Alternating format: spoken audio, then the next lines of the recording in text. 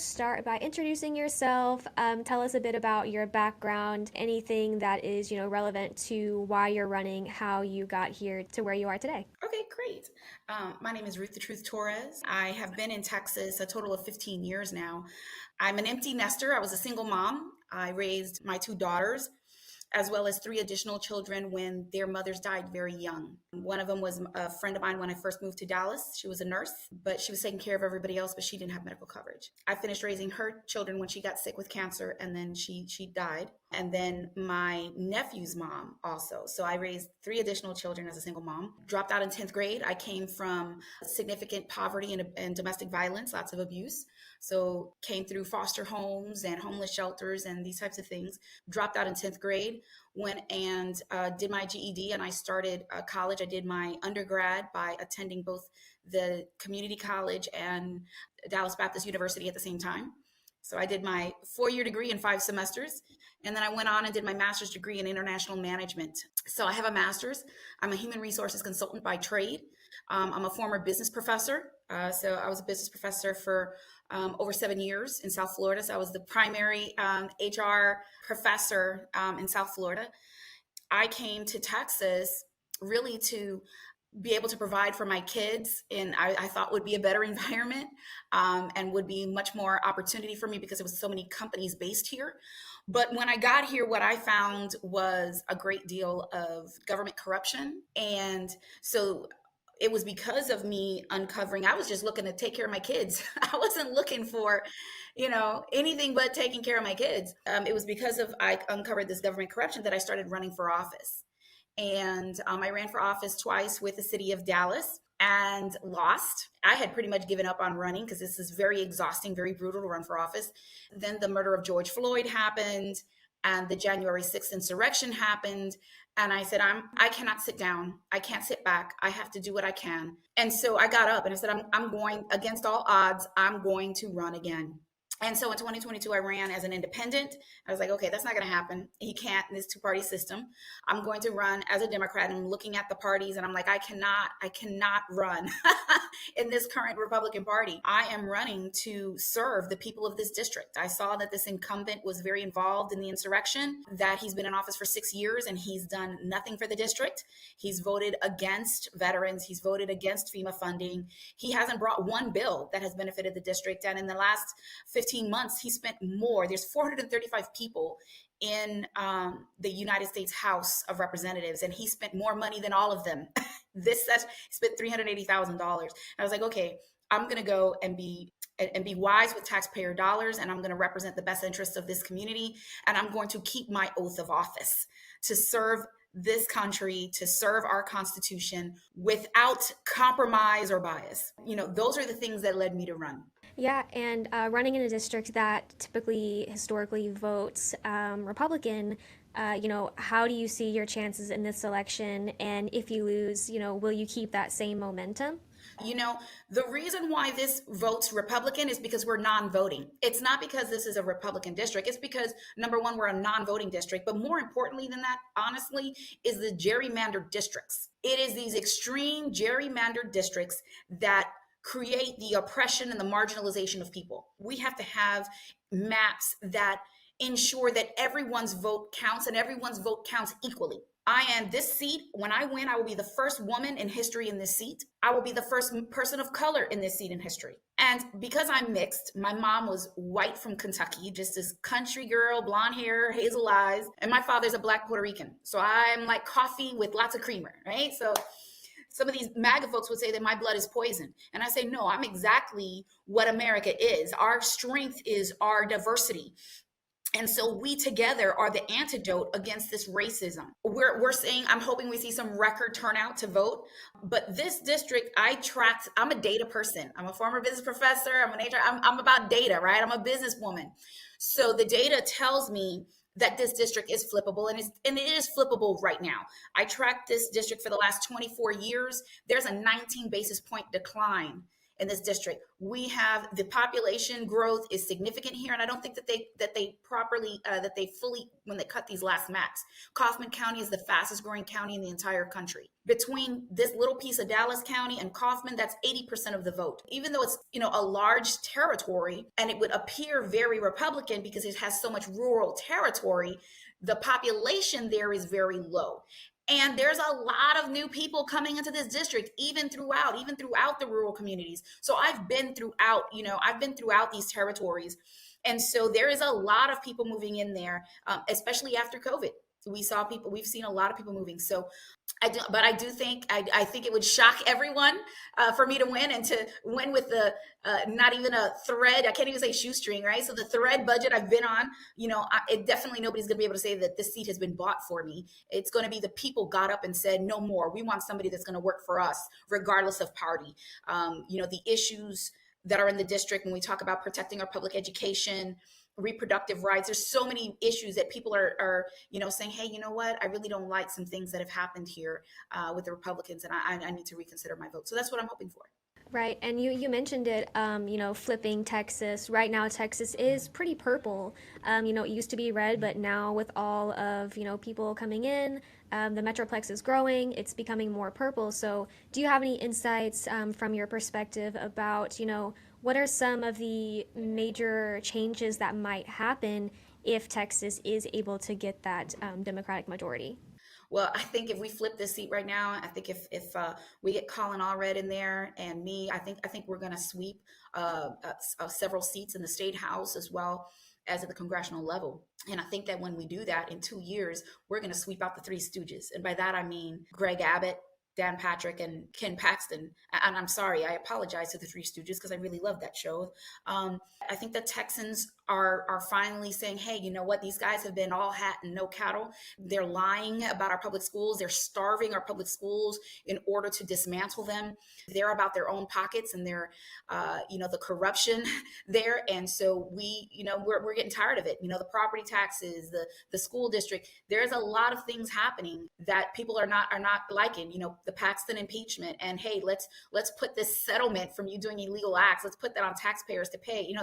These things they don't come across well. But I think this voucher thing, he spent millions of dollars on special session after special session. Then he's running people against their own Republicans to try and push that thing through. I think that and public schools are the number one employer in our rural communities, and it has been the rural Republicans that stood the line. And so now let's see, this is what it's all about. It's about dismantling our public ed, and it's $1 trillion public land grab. And I think that's pissing people off. I think women are upset right now. This extreme abortion ban. We have women dying every day in Texas. We've had a 56% increase in pregnant women dying in the state of Texas because they have a miscarriage and they can't get a DNC. We have a broken foster care system for 7 years. We've got, all these children being born, and that was before the abortion bans, in a broken foster care system where we've been in contempt of court for 7 years. And Greg Abbott's solution is to say, let's remove the judge. Let's remove the judge holding us in contempt, instead of fixing it, the immigration reform. This territory really doesn't have that much of an issue with the immigration issue, but it is such a narrative that is pushed, but we need to deal with it. These are games. These are being used as leverage. Religion is being weaponized and used contrary to its purpose. And so we see when that happens, people die. We have to, I think these are things that I'm hoping people are waking up to and saying, hey, I don't want to be a part of that. Yeah, and speaking of religion, Texas has the fifth largest population of Muslims in the United States. That includes African Americans, Latinos, and all ethnicities. Have you reached out to these communities, and how would you represent them and their concerns and priorities? So I have had a little bit in talking with voters, as well as reached out to a couple of a couple of groups in the area. And so I've offered, hey, I'll come. I don't have a problem coming. Just educate me, because I don't want to offend anyone. Tell me, if there's something I need to know in terms of dress or timing, educate me. I don't mind. I am very much open. I welcome and respect everyone. That is the beauty of our country, is to say, hey, whatever your religion or no religion at all, we are, our goal is to respect and value each other, because nobody is more valuable than any other. And so we are all made in the image of God. Even though we may worship differently, we may have different cultural, I value and I respect it. And I know that right now, what is happening in Gaza is, to even say it, I am equally disgusted and angry and overwhelmed with what's happening in Gaza. And it's not acceptable. And I'm just as scared that people become desensitized to the deaths that are happening every day. I don't think that there's a fair amount of coverage in the media, depending on the media outlet, about what's happening there. When I see these images of children being pulled from rubble, and it looks like they don't even have any bones that are together. When I see the images of people being burned alive and you're hearing them scream, and I say, my God, what are we doing? What are we doing? This is not acceptable. It's not acceptable. And so I want people to understand that when I'm in office, I will be an aggressive person to say, this is immediate. These are people that are dying every day, and every day, every hour, every minute counts, and we need to do something differently right now. And I absolutely I've supported a ceasefire a long time ago. We've needed a ceasefire for a long time, and get the hostages out, but bring in the humanitarian aid right now. I see the pictures of the people, the children that are just, you can see the starvation on their bodies. These folks, we need to prosecute war crimes against anyone and everyone who does them, whoever is a part of it. And we have to be honest that we are allowing and enabling some of this right now, and we need to do things differently and immediately. And we'll come back to that issue, but I did want to touch on something else, something that we've already mentioned, which is, women's health care in Texas. The Journal of the American Medical Association has estimated 26,000 pregnancies related to rape in just over a year after Texas outlawed abortions. And this has left Texas ranking as the second worst in the nation for women's health care. So how should our representatives be working to improve this status? We need a bill immediately that has clear medical exception. Clear medical exception. If a woman, if that pregnancy is not viable, or if it would risk a woman's ability to have a baby in the future, it should be without question. The government should have absolutely nothing to do there. Even if the doctors say there's a little chance that, listen, these are tragedies. They're tragedies. And those are decisions. Those are hard decisions to make. Hard decisions to make. But those are decisions for women to make with their doctors. Rape and incest. Listen, I was there in my church when a woman stood up and she talked about how it was a number. It was like between 6 and 8. She had a bunch of abortions back to back, starting at like 9 years old, from her father. And what struck me was that she said she always went to the same person. So you're a doctor, you got a 9-year-old coming in to get an abortion, and they're back a couple months later, and they're back. What? At which point do we say, hey, wait a minute, what's going on? I want to see clear medical exception. I want to see clear exceptions for rape and incest. And we need to hold providers accountable to do screenings. So we need to make sure that providers are doing screenings and saying, hey, if this is a woman that's in danger, you need to give her resources. You need to make sure she's safe and that she's not just going back into a situation of abuse. I think these bans go way too far. And I listen to everyone. I listen to every stakeholder. I am a Christian. I believe that every life matters. I do. But my position is to say, who do we think God is more upset with? The lawmakers who create the laws that allow poverty, abuse, and oppression, or the church, the people of that religion that fail to speak for the poor, the oppressed, and the abused, or the victims of it that act in desperation because of it. So I am of the mind that let's deal with why women have abortions. Because we're not saying to men, we're going to legislate men's bodies. We're not saying to men, hey, we're going to make it criminal when you transport a woman to come get an abortion. We're going to make it criminal for you to pay for it. We're going to make condoms illegal. We're going to make it criminal for a man to get a vasectomy or use the pull-out method. It is men that are coming up with these laws that affect women's bodies, and they've never been there. So I'm going to deal with the women that are dealing with the realities. And let's deal with why. Women are still paid, especially minority women are paid 57 cents on the dollar compared to men for the same jobs. Let's deal with that. Let's deal with the fact that we don't have medical. Texas is one of the worst for having medical care coverage in this country. So let's make sure that women have medical care before and after pregnancies. Let's have paid maternity leave. So we're not doing enough to protect women. It's hard enough to be pregnant and working. Let's have paid maternity leave. Let's have child support. You know how many women, it took me 3 years to get child support. You know how many women go for years and years and years in court and never get anything? Let's deal with the reasons why. Right now we have in Texas, let me tell you something else that people don't know. If you have, let's say you have 3 or 4 children already and you're struggling, you can barely make it. And now you get pregnant again. And let's say that child is going to have severe disabilities, or even if it's perfectly normal. If you cannot afford it, if you say, you know what, I love this child, but I can't take care of the ones I have. I have to, as much as it hurts me, I need to give this child up to the state. The state says you're an unfit parent. They take all your kids. They take all your kids. And let's say you're a woman and you want to get your tubes tied. The vast majority of doctors will not tie your tubes unless your husband, if you are married, your husband must agree. Listen, we need to respect women. We need to say, hey, women, you have equal value and equal rights to make the decisions for your body. And let's deal with why. I believe that when we are dealing with why women have abortions so that women are treated fairly, back to the rape issue. Texas has had rape kits sit on the shelf for over 20 years. You're talking tens of thousands, not one or two. We have a culture now in Texas where we told rapists, we don't mind if you rape our women. We're not even looking for you. So let's get honest and own this. And the same people that want these extreme abortion bans, they haven't raised any of these kids. So I said, if you want these, do you want these extreme abortion bans? Hey, how many kids have you brought into your house and raised as your own? Because I'm going to need you to take in about 10 or 12. Because we got 400,000 children in foster care in this system. And that's before the abortion bans. So you think we're going to have more or less with the abortion bans? More. IVF, another thing. How crazy is it? We want more babies to be born, but we don't want you to have access to IVF. This is not about having more babies to be born, because if it was, we would deal with the economic disparities.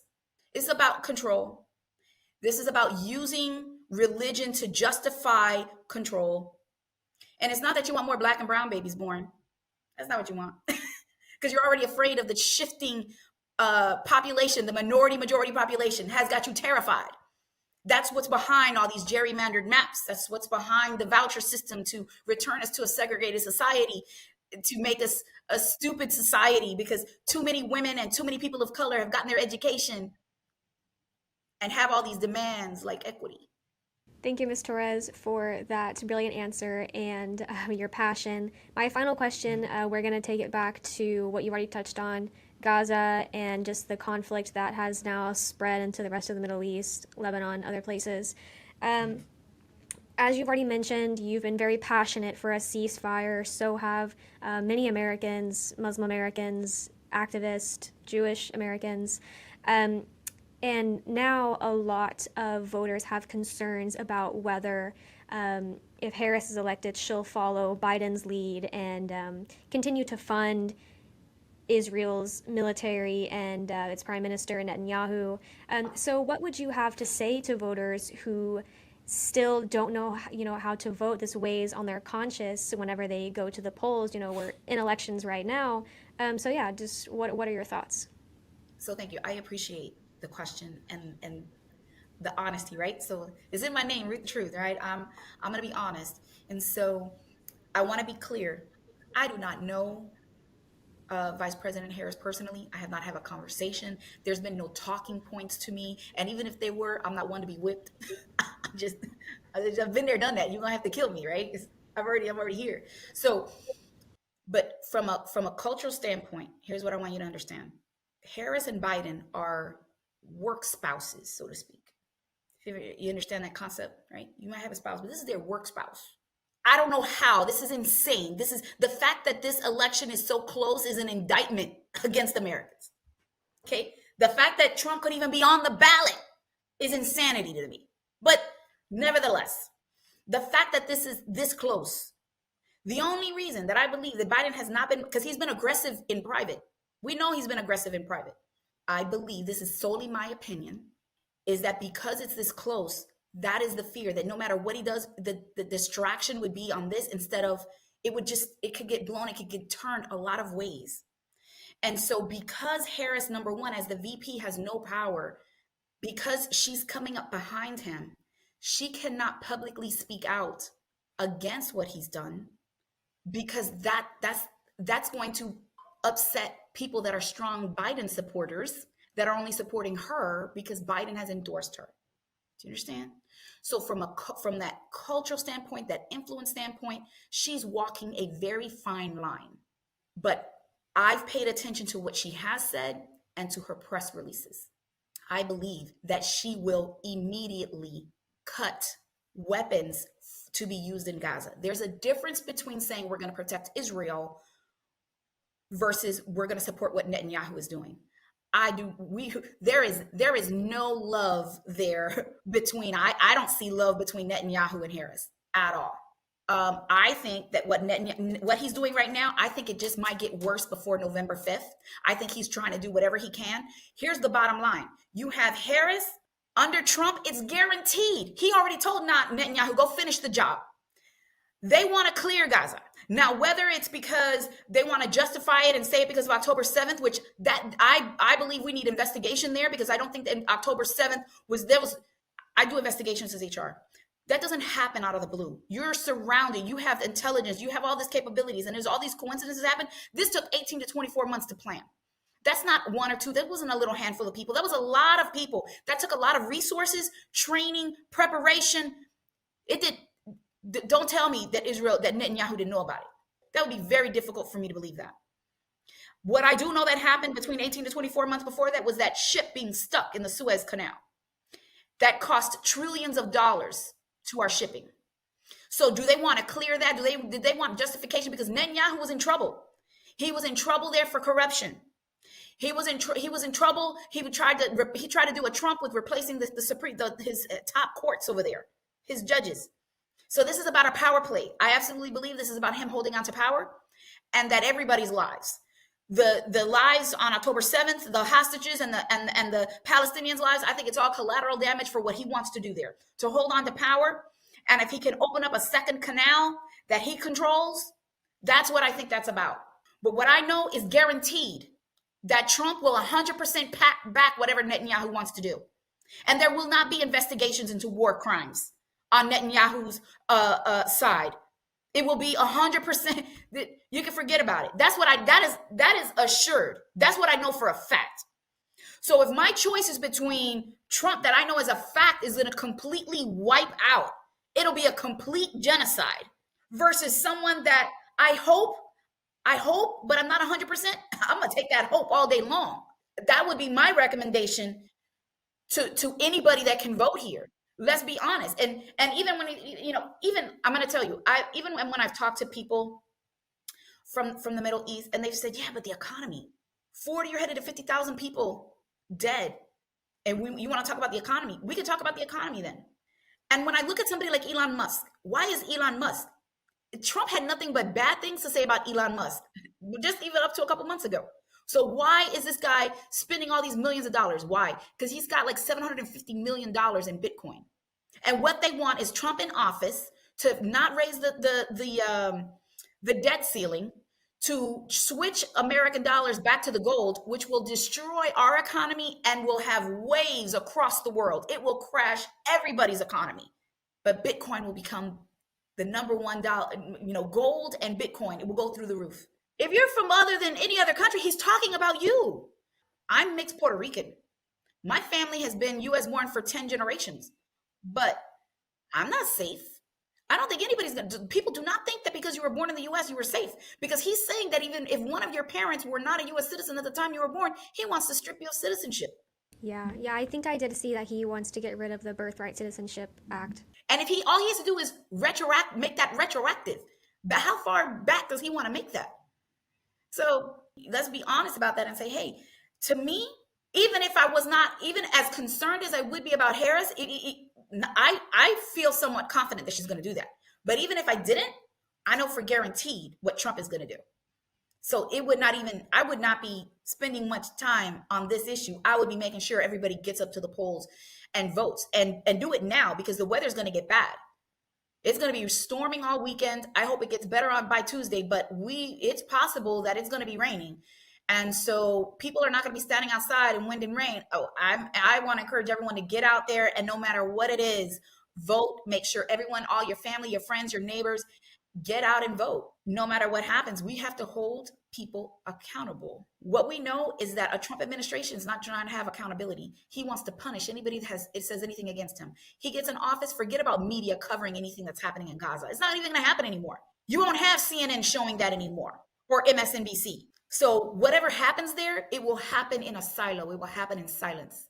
All right. Well, Miss Truth Torres, thank you so much for your time. Thank you so much again for, it seems you've got a lot of passion. Good luck to you in your election. Good luck to your district. Yeah, that's all I have for you today. So thank you. I appreciate your time. Anybody has any questions, feel free to reach out. Please check out my website, truthincongress.com.